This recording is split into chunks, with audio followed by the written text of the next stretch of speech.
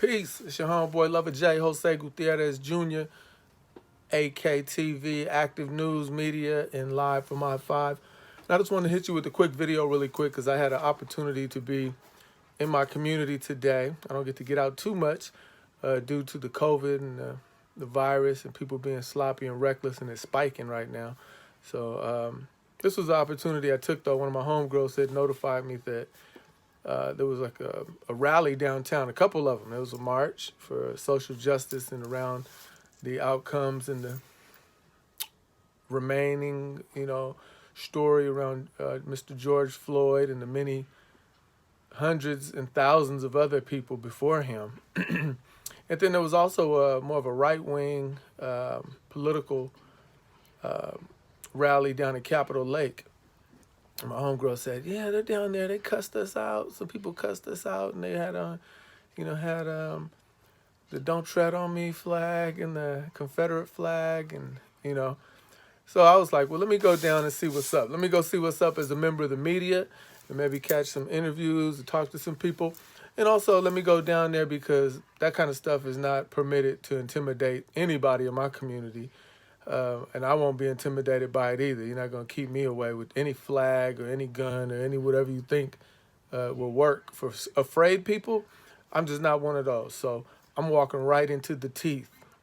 And so my puppy and I, Nandi, we went down there to go visit and meet and greet with our fellow Americans and whoever else was visiting.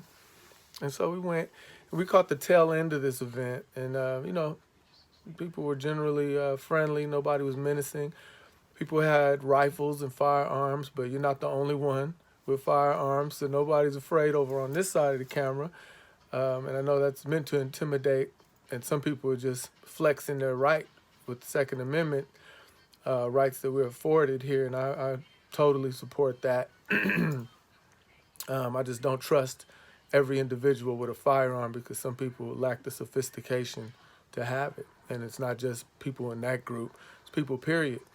So, that wasn't the issue, them having firearms. So we just walked through, and we missed what we missed was critical because we didn't get to get many, interactions. But what we did miss was Sacha Baron Cohen, the great comedian, disguise artist known as Borat, also. And he was down there performing, and I just thought that was awesome. Because this is what he does. He allows people to expose themselves, and it's a real treasure and pleasure to watch it happen. Because people just feed into it. I guess he had some interesting lyrics, and the people were sitting there, and I think people started to catch on that because he became so ridiculous with his lyrics. People were like, "This ain't real. Come on." So they tried to remove him or confront him. And anyway, that event ended. But, in a city like Olympia, the Lacey Olympia area where I live, I hear a lot of people say, well, there's not even, most of the people, chanting and marching around Black Lives Matter are white people. And, that's very true in a lot of instances here in this area. Because our city is a majority white people. Now, I don't have an issue with that. That's not a problem at all. I wonder, more importantly than that, what kind of people are in your community? I was speaking with a city official. This is kind of shifting the story from today's events to the general philosophy. I'm like, well, why are these, why are white people leading the rallies? They're so present. And here's what I would say to that, me being an Olympian for real, and somebody from the Lacey Olympia area. Speaking to a city official, they had made a similar comment about that. It's like, we want to hear more black voices and more voices of people of color. Most of the people marching are white. And I had to share with this city official. Now, keep in mind, a lot of your elected politicians and people in position of authority, privilege, and positionship, they're disconnected from not only the affairs in their community, but actually the community members. Keep this in mind as you approach election season and you approach people who are supposed to be your servants. They're supposed to be like ready for you to come to the meeting, and they're supposed to be happy to see you. But instead, people bow down to politicians and servants, police personnel, police chiefs. Like, these people are to be respected as much as they are respectable, but you're not to bow down to them and submit to them. Like, they serve you, so act like it. So what the official said was, why is there so many black, people rooting for, chanting for, marching for black people? Where are the black people? And I said, well, look, Lacey's population of black people is like 5%, maybe, and Olympia's is less than half that. Same thing with the Asian community. Like in Lacey, it's probably maybe double what it is in Olympia. Olympia is about half diverse as Lacey. But what I told him is, I said, well, the cool thing about Olympia and parts of Lacey, I'm from the Hawks Prairie area, and I'll share a story about that. The first day we moved to this area, I said the cool thing about Olympia is in Olympia you have a great number of white people who will stand up for an issue based on justice beyond situations that impact them. And what it means is, like, they may not be a direct recipient of racism, but it impacts them because it's their community as well. It's our community as a whole. And so I was saying, we're very fortunate to be in a community like Olympia where if there's a rally of 200 people, maybe 120 or 40 or 50 are white people. If it's a rally around racism, and I said, because that speaks to the character of your community. Now, I said, I don't have a problem with that at all, because I know the communities that'll have like no white people there. It will just be the people of color or the gay people or whatever marginalized and ostracized group is left to fend for themselves. It'll just be them. And a lot of you know exactly the kind of communities I'm talking about, but not in Olympia and not in parts of Lacey. And so, I want to say thank you, because I appreciate the people who represent and put themselves on the line in matters that don't impact them necessarily, the same as it may impact their other fellow citizens. And, I say that in honor of John Brown, one of my heroes, who was a white man who stood on that exact principle. He and his sons all died for black people. He was a white man. He didn't have to do nothing, and he did everything. He gave up everything, and that means a lot to me. He's a real abolitionist. He's a real friend. So we thank the friends who come out and support because they care about their fellow citizens in the community and the fabric of their community. We want people who are going to help each other. So I'll wrap up with this real quick.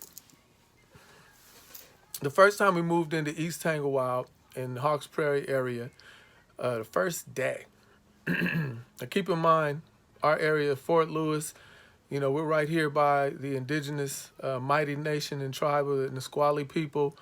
As far as Americans coming through here, the founder, not Americans, as far as settlers coming through here, the Americans are the indigenous people, but the naturalized or even invading or pioneering Americans, this area was founded by a black man and his group. His name was George Washington Bush. Fort Lewis, our military base, was surveyed by my great uncle's famed troop and regiment of the Buffalo Soldiers, more black people. Okay, so this is an area that's founded and actually originally people of color, of course, by indigenous recognition. But then, other than that, there's great people of color who came here and helped establish this area that I live in. So the first day we moved in, there used to be a tradition where people would greet you when you moved in. You get a greeting, you move in an apartment, house, whatever in the neighborhood. People will come by, they might bring you a plate of cookies, they might bring you a pie. They might come and say, hey, greetings, neighbor, my name's so-and-so. Welcome to the neighborhood. If I can help you with anything, let me know. That used to happen. I don't know how often that happens much. I still practice that as best I can, and I don't see it a lot, but it matters.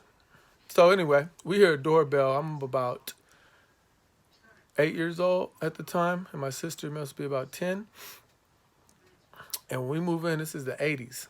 We move in, this day will never be forgotten. My sister and I run to the door when the doorbell rings. Bing. We would go running up because we want to see who's greeting us. We want to see who's the first person to come say hi when we move in. And my mother and my stepdad, my mother is from Watts in Inglewood, Los Angeles. And she grew up just like it sounds. She grew up right at the era where the gang culture was being established, really tough. And my stepdad is from Alexandria, Louisiana, and he grew up where 80-year-old black men have to bow and say sir to a 5-year-old white child, or, boy or child. They have to submit traditionally. So when we get to the door, this white man is at the door, and he says, if you niggas don't move out of this yard, we're going to burn a cross in your yard. I don't have to make nothing up. But apparently, this is one of the people who thought we was like the rest, or a lot of other people who would be frightened by that. Now, my stepdad was a little, he didn't say anything. And I never judged that, because growing up in Louisiana and certain regions of this country where terrorism was just rampant and overwhelming on black people, I empathize with his reaction to kind of just be kind of paralyzed or frozen. My mother said on my face, she saw a face that she never wanted to see again. She said I looked like I was afraid or, moved by this person in a way that I looked afraid. My sister had a look on her face that was like, ooh, you're in trouble, to the white man. Now, my mother don't play, and this is how we were raised. My mother went immediately, didn't say a word. She went back to her room and emerged from her bedroom with her 9mm and told that white man, if you don't get off my property, I'll kill you right now. And basically, that man ended up moving within 3 months. He did leave the yard, and he ended up moving. Similar story around the corner from my house, my Uncle Woody. And I would just say, my Uncle Woody had 4 children, 4 black German children. And somebody tried to sweat his children one day, and, he emerged. And I have to say this because we're not the people. Some of us are not the people who are afraid of this, and we're not the people who are going to be punked or intimidated at all. And so that's part of the reason I walk right into the rally, because I'm not there to antagonize or provoke anybody, but I'm there to let you know this, whatever you think you're doing here, you're not intimidating me. You're not making me feel unwelcome in my community. I take ownership in my community. And anybody who's vulnerable or innocent, who you attempt to harm or bring harm to or try to threaten, you're going to have other people to deal with. If the police show up or not, you're going to have other people to deal with.